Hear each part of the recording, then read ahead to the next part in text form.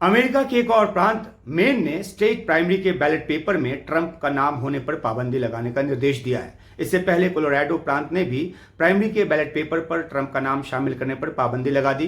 Colorado का फैसला जहां वहां की सुप्रीम कोर्ट की तरफ से आया, वहीं मेन की प्रमुख चुनाव अधिकारी और प्रांत की सेक्रेटरी ऑफ स्टेट शेन्ना बेलोज ने यह फैसला सुनाया है। इस फैसले का आधार भी 6 जनवरी 2021 की कैपिटल हिल पर की गई हिंसा है, जिसे ट्रंप समर्थकों ने अंजाम दिया था।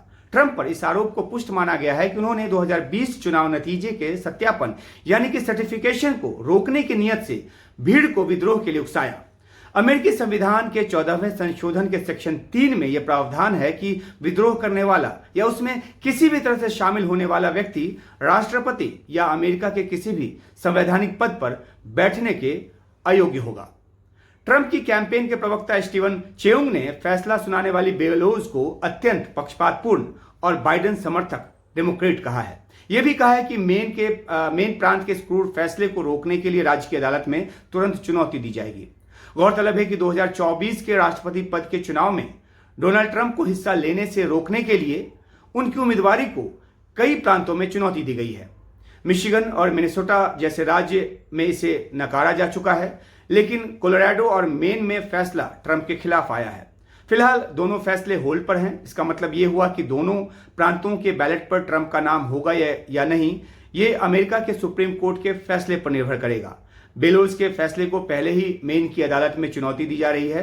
अमेरिकी सुप्रीम कोर्ट को 14वें संशोधन के सेक्शन 3 के परिप्रेक्ष्य में यह भी तय करना है कि राष्ट्रपति पद पर रहते हुए ट्रंप ने जो किया, यानी 6 जनवरी 2021 के लिए जो उन पर आरोप लगे, वो विद्रोह के दायरे में आता है या नहीं।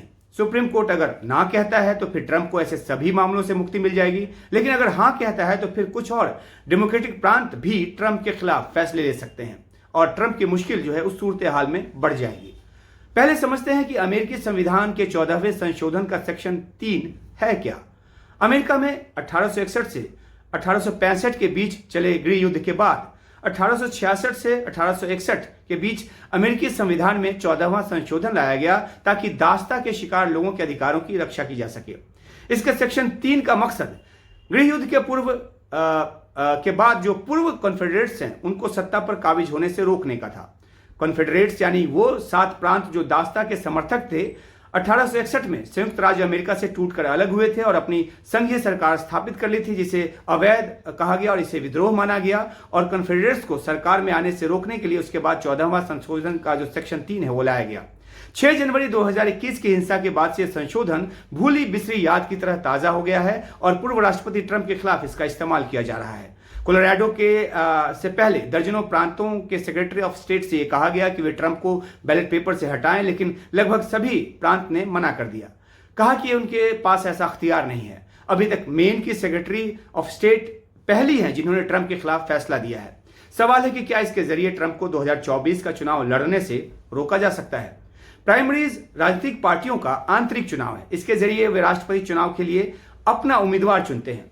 रिपब्लिकन उम्मीदवार ट्रंप ही बनेंगे, इस पर शायद ही किसी को शक है, क्योंकि कोई उनके आसपास नहीं है। जहां तक राष्ट्रपति चुनाव का सवाल है तो कोलोराडो डेमोक्रेट्स का गढ़ माना जाता है। रिपब्लिकन ने आखिरी बार इस प्रांत को 2004 में जीता था, इसलिए इलेक्टोरल कॉलेज मेजोरिटी के लिए ट्रंप को इस प्रांत से कोई फर्क नहीं पड़ने वाला। लेकिन 2020 में मेन के 4 इलेक्टोरल कॉलेज वोट में से ट्रंप ने 1 जीता था। अमेरिका के 50 प्रांत और डीसी मिलाकर कुल 538 इलेक्टोरल कॉलेज हैं। राष्ट्रपति चुने जाने के लिए 270 इलेक्टोरल कॉलेज की जरूरत होती है। ऐसे में चंद इलेक्टोरल कॉलेज वाले 1-2 छोटे प्रांतों से ट्रंप को कोई ज्यादा फर्क नहीं पड़ने वाला। हाँ, अगर अधिक प्रांतों में रोके जाते हैं तो फिर दिक्कत होगी।